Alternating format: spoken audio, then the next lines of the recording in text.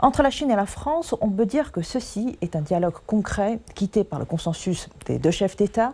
Les deux présidents, peu de temps avant, avaient eu une conversation téléphonique qui avait indiqué la direction pour le développement sain et stable de la prochaine phase de la relation sino-stratégique globale sino-française. Lors de cette rencontre, M. Wang Wentao et M. Laurent Saint-Martin ont clairement établi les règles du commerce multilatéral comme base pour résoudre les différends et ont proposé de gérer les frictions commerciales par le respect mutuel et la consultation équitable.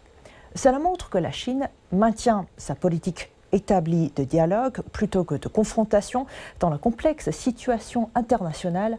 Et aussi, c'est une occasion de rappeler les enjeux actuels entre la Chine et la France, voire entre la Chine et l'Europe. Les premiers dossiers, enquête sur les voitures électriques et le dossier anti-dumping sur le cognac.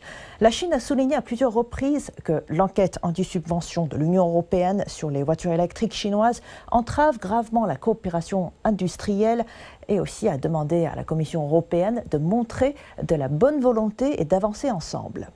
En même temps, elle précise que les enquêtes sur le cognac sont lancées conformément aux lois des règlements sans présupposer de résultats et en garantissant les droits des entreprises.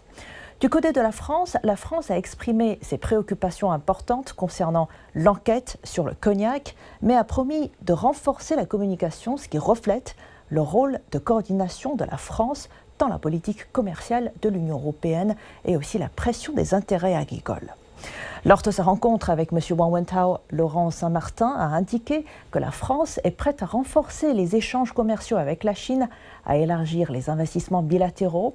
Il ne faut pas oublier que la Chine est une économie stratégique pour la France. On se rappelle bien que la France, en tant que pays invité d'honneur à la 7e édition d'Exposition internationale d'importation de Shanghai, avec plus de 100 entreprises françaises qui y ont participé, ce qui a placé la France comme le premier rang parmi les pays de l'Union européenne. Et tout ceci montre l'importance stratégique de la France accordée au marché chinois. Et deuxième dossier, la lutte pour les règles. Wang Wentao a plusieurs fois, dans de différentes occasions, souligné la différence entre les enquêtes de l'Union européenne et les actions de la Chine. La première lance les enquêtes anti-subvention sans demander de l'industrie, tandis que la Chine suit strictement les règles de l'OMC et les procédures du droit interne. Et un autre point qui m'a laissé une impression sur ce déplacement du ministre chinois du Commerce en France et son attitude favorable à l'action conjointe pour l'autorité de l'OMC.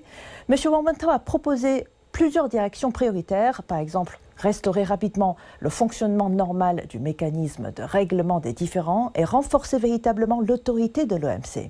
Et deux, faire entrer en vigueur les accords sur la facilitation des investissements et du commerce électronique, et aussi peut-être intégrer les questions agricoles et de développement dans les résultats de la 14e conférence ministérielle.